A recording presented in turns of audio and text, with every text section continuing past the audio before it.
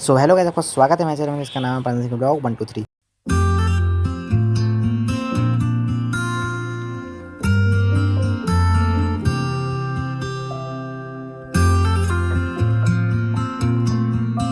So guys, देख सकते हैं अभी हम लोग रत्नागिरी उतर चुके हैं और ये पार्ट 2 है गाइस। अगर आपने पार्ट 1 नहीं देखा तो मैं आपको कमेंट बॉक्स में लिंक दे दूंगा। तो देख सकते हैं अभी हम लोग रत्नागिरी आ चुके हैं और देख सकते हैं कितना मस्त बीचेस का व्यू। अभी हम लोग जा रहे हैं होटल ढूंढने।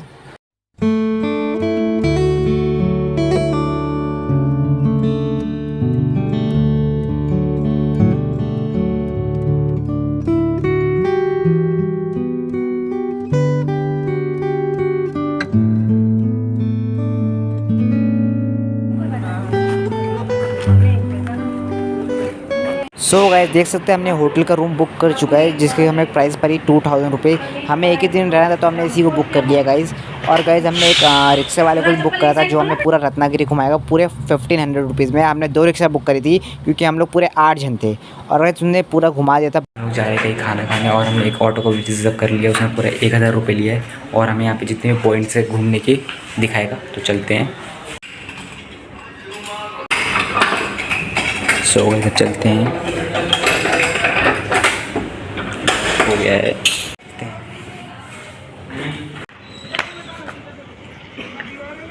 सो गाइस यहाँ पे कभी भी बारिश हो जाए, कभी भी धूप निकल जा रहा है। अभी थोड़ी देर पहले धूप थी तो अभी जस्ट बारिश हो गई।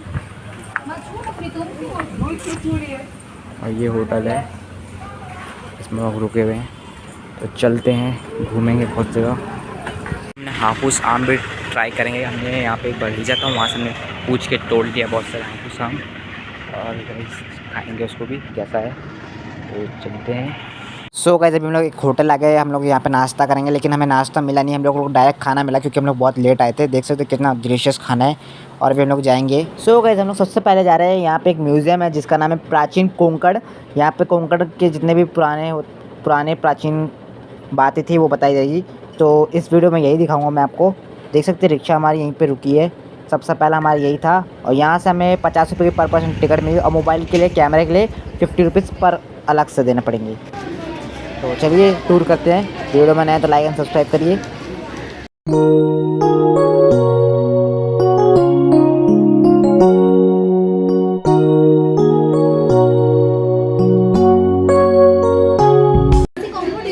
लव मोदक घाटणे का थालीपीठ, सोलकडी वाटी, झुणका भाकर, थालीपीठ रेडी। कुछ खाने तो ये दे सकते हैं हम बनाते हैं।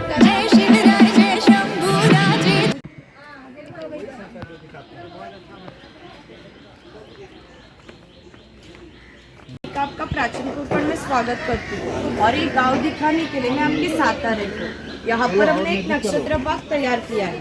हर एक के जन्म नक्षत्र के अनुसार एक पेड़ आराध्य पेड़ माना जाता है। उसकी पूजा अर्चा करने से उस व्यक्ति को धन सौख राहत प्राप्त होती है। आप एग्जिट करते समय बाहर बोर्ड लगाया है, वो देख सकते हैं। जिनके पास कैमरा आईडी हो वो फोटो निकालते हुए चलिए। एग्जिट का रास्ता अलग है। फिर दोबारा जो देख लिया तो देख लिया। ये पीपल का पेड़ है, इसकी हम पूजा करते हैं। इसको दीर्घायुष्य का प्रतीक माना है। ये जो पत्थर से बांध बंधा है उसे कोंकणी भाषा में पार कहते हैं। ये पार 400 साल पुराना है। ये पार बंधा गया तब यहाँ एक पीपल का पेड़ लगाया गया, इसलिए इसकी उम्र भी 400 साल पुरानी है। ये झाड़ की ये पेड़ सुपारी हो। अरे तो वहाँ कौन सा है? नाकन्या मंदिर जो है सुपारी हो। ये शिलालेख है। इस शिलालेख पर लिखी हुई कविता कवि माधव जी ने 100 साल पहले लिखी। इस कविता में नंदनवन ये शब्द आया है। नंदनवन शब्द का अर्थ है स्वर्ग के देवता इंद्र जी का बगीचा। वो जितना सुंदर है उतना ही हमारा कोंकण सुंदर है। ये गुफा हमने समय का प्रतीक बनाया है।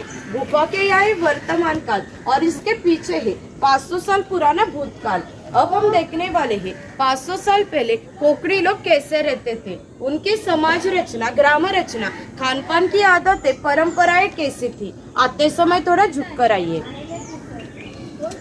चलो पंजों को झुकने की जरूरत है। चलो कैसे लोग रहते थे ऐसे ऐसे लोग लाइट जला देना, लाइट जलाने को दिक्कत नहीं। घुड़ी घूते घुड़ी इधर हाथी है। घुड़ी घुड़ी घुड़ी घूमता है। इधर हाथी देखना देखना, झुक के चलना, चोट लगेगा। घुड़ी को तो नहीं लगेगा, हम लोग को लग जाएगी। इलाज झुकेगा ना।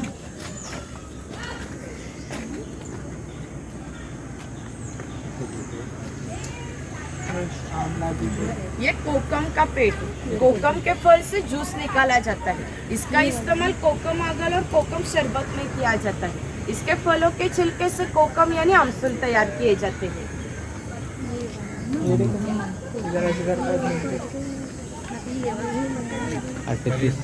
ये सब बहुत है, ये हाँ, बहुत है। ये किधर क्या बोलते हैं?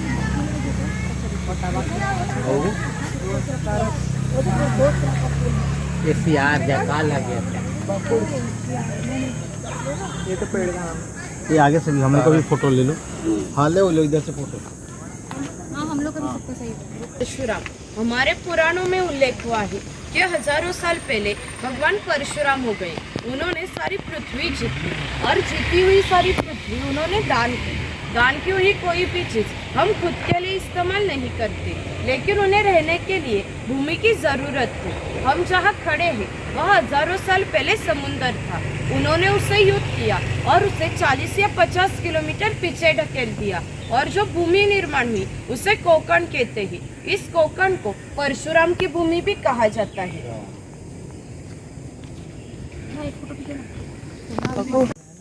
बनाया थोड़ी नेचुरल है वो। संभाल के स्लिप हो रहा है। कोकण के दुर्गम पहाड़ियों पर वनवासी लोग रहते थे। उनमें भिल्ला और कातकरी जाति का समावेश था। यहाँ पर हमने कातकरी समाज दिखाया है।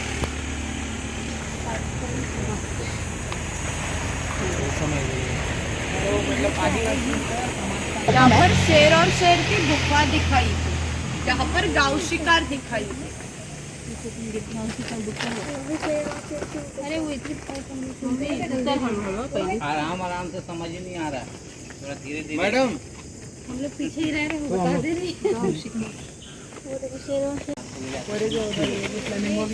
खाली बघून ऊपर भाई। लिया लिया। ऐसे थे पहले लोग। हाँ ऐसे माल पे ले जाते थे। यहाँ पर माड़ी वाला दिखाया है, ताड़ी माड़ी निकालने वाला। हाँ ये हमारे गाँव।